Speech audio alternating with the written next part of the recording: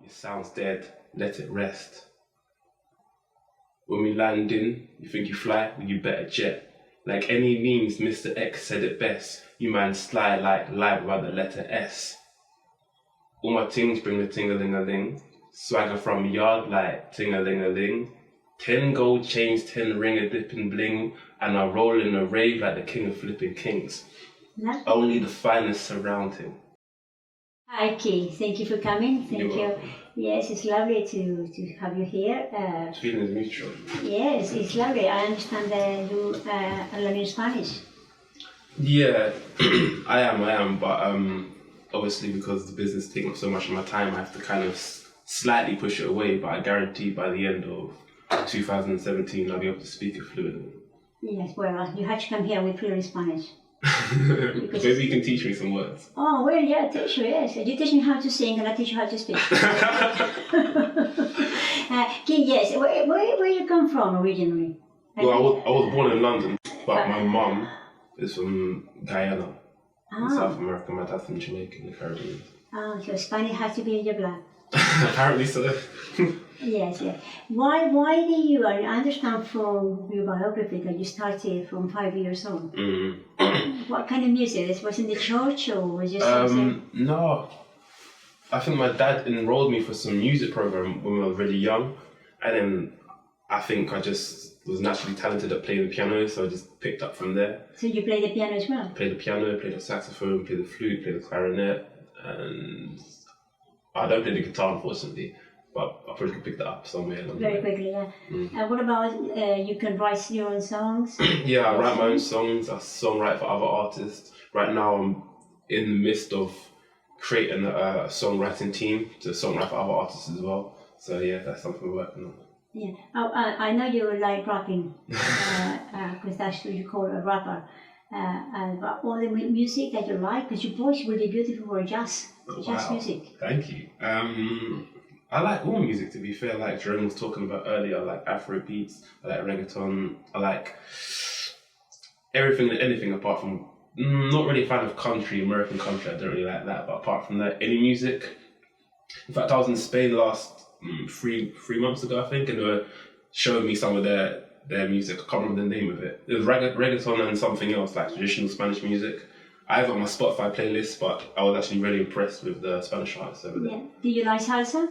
Of course. I went to there's a club in London Bridge called La Pochella, I think, or something like that. Yeah. And they were playing salsa, and we were I was introduced more into the Spanish culture through that. So yeah. Yeah, because you can also sing.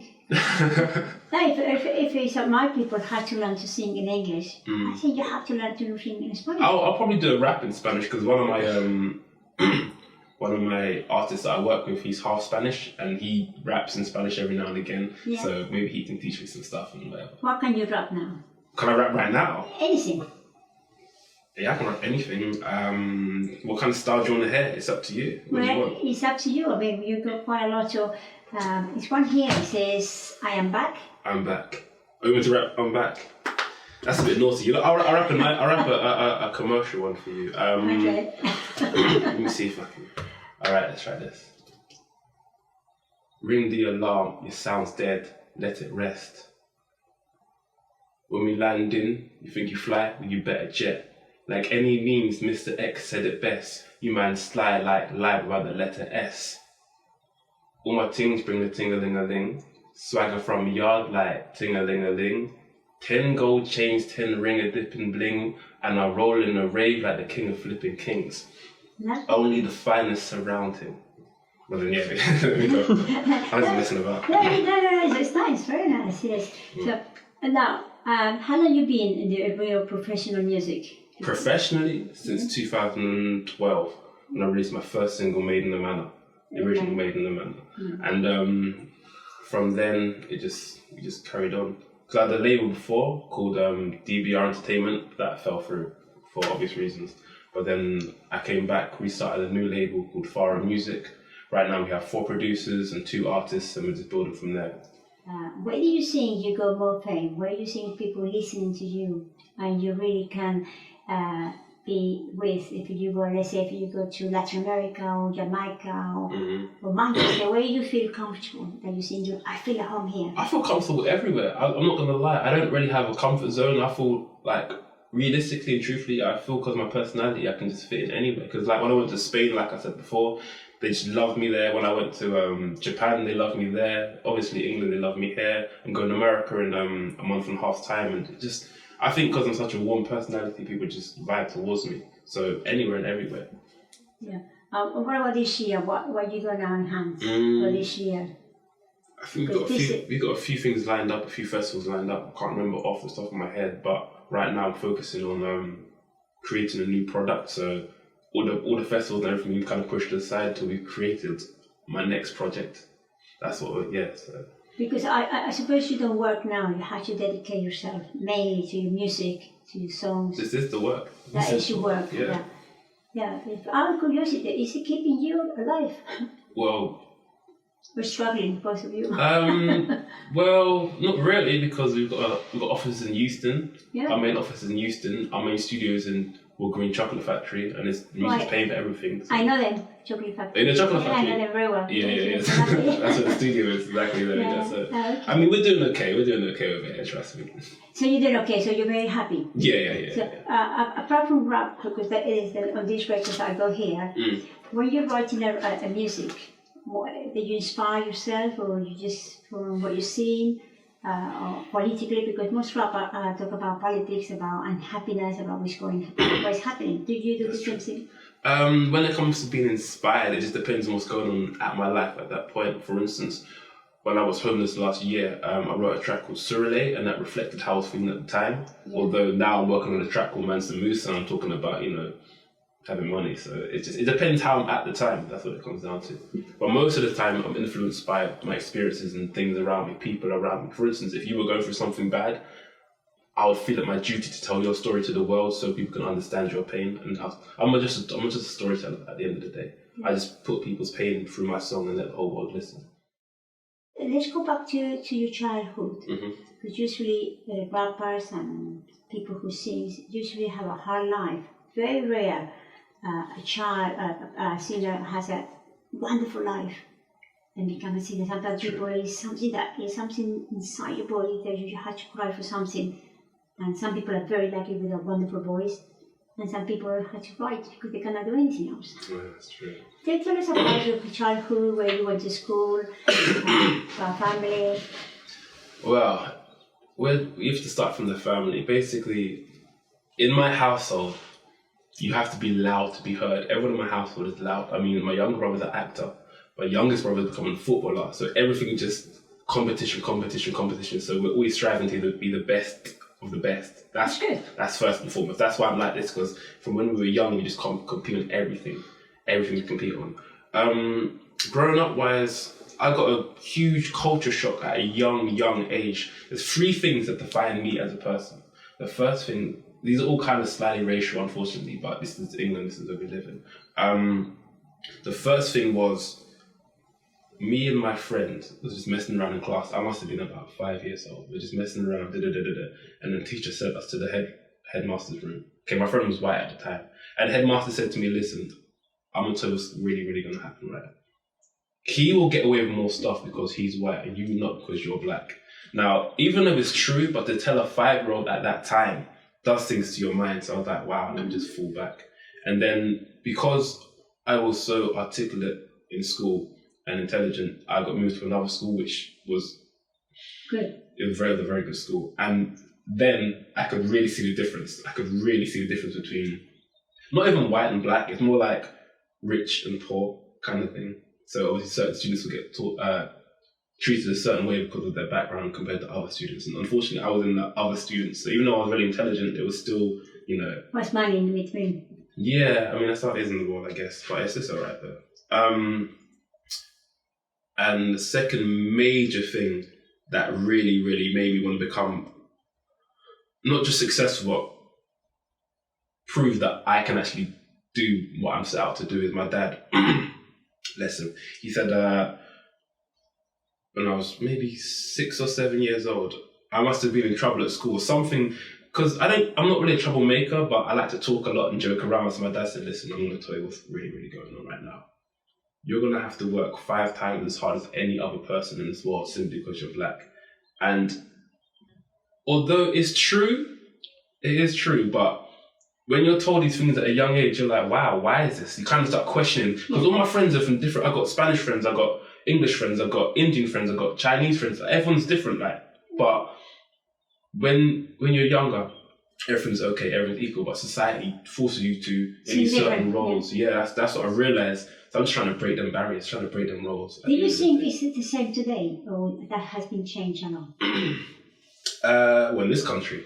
Yeah. This country, there is, because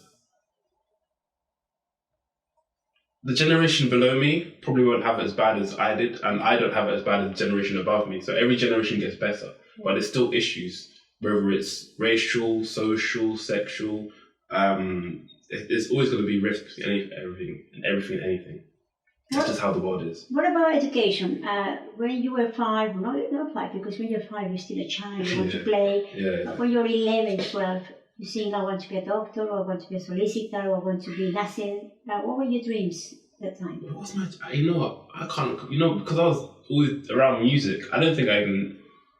11, I think I thought what I wanted to be when I was 11. I just was going through school, just listening to teachers and just having fun. I don't think until I got to around 16, 17 when because I did all my music degrees before I turned 16, so that was done already. So I was thinking, what else can I do? I've done music and I just like to mess around, so I just kind of messed around with the music, and fortunately I was able to tour around England at a young age with another crew called It's Bliss. Shout out It's Bliss. And we just did tours everywhere, and then we had CDs, we were selling CDs. We were making, I'm not going to say how much we were making, but we were making quite a lot of money through just doing music and selling CDs. And from then, I got the business acumen to think, hold on, we're here, but if we put the legal side behind it, we build a proper label and stuff, then we can actually go further. But obviously at 16, 17, not everyone's thinking like that. So I'm organising photo shoots and this, that and the third, and everyone's not turning up, and it's a madness. But I guess from 16, forget 11, from 16 I knew I wanted to have a label. I knew I wanted to have a company. I wanted to have an empire.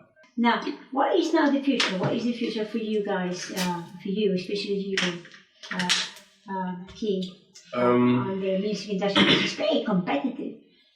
It is competitive, but at the end of the day, my sound drives a specific type of sound, so I've kind of created a lane for myself. So I don't feel I'm in competition with the other artists because my sound is very different. And as time goes on, as you'll see, the stuff we're going to start bringing out doesn't sound like anything out there already. It's just too unique, so you couldn't put me with these other guys. Yeah, so this is the first one, the one I got here, where it says, I am back, the black bone, Paya and Disa. Pala and Disa, yeah. Pala and Disa. But we call it Paya and Disa. Is the second one coming? Yes, the second one is called, the second whole project, I can really reveal it now, it's called The Empire. The first one was Rise of an Empire, so I'm kind of getting into my position as CEO or the boss or whatever, but now it's The Empire. So by the time the second project comes out, everything will be in place to take over everything. Yeah, you look very nice, you look very honest and sweet guy. Thank you. I am. Do you think making a lot of money will change the way you are today? Money only changes those with weak minds, and I don't have a weak mind, so I will not be changed by money. You will be normal, you will be seeing your friends. I'll be exactly the same. Even coming down to ACULCO again. The only thing that will change is probably the clothes that I wear and the car that I drive. Other than that, I'll be exactly the same. What would you like to drive? Sponsorship alert. Let's say what, Jaguar, Aston Martin. Oh my. Yeah. But Jaguar is my favourite. Jaguar is a beautiful car. It's a beautiful car. Yeah, but it's fantastic. It's lovely. Is anything that you want to add? Because it's something I forgot to ask you. Do you work with young people, young children, young lads, to tell them to don't listen to anybody, just continue with their life, be themselves, be unique? In my music, I do. The last time I worked with I went to a excuse me, around a year ago, I believe. There was there's like a unit where troubled kids are, And I went there to talk to the kids and, you know, tell them, keep with your education, or at least do something that's productive with your lives rather than just sit around doing anything. So I want to help wherever I can help with my music at the end of the day. Yeah. So if I can help you get through your day, it's a blessing for me and a blessing for you, whether you're an adult or a child. That's right. But Keith, thank you very much Thank you for having me. From ACULCO, from me, from my team. It's exclusive. Yeah. Open my eyes to the world, take a little breath. Let me a hand throw off, take a little step. Show me a smile before I fall that my life is blessed, and provide a pillow for my head and please let me rest. You're not a man if you beat the one that sees you young, who might grow with fear and feel the need to... Yo, I have to cut out this word. Give him a chance, we all need a place to breathe and to rest our minds. Realize differences are similar but all the same kind. I got dreams but I feel empty when the smoke is gone. Feel to cry when I'm hanging on the ropes too long. Look in the mirror, bust a smile, keep my hope strong. See staring right back, asking what is wrong. Tears of joy, butterflies when my gut lies. But yes, my sense of pride rise when I shut my eyes. In a world full of hope, love, smiles and cries. Look to the sky, close my eyes and take a sigh.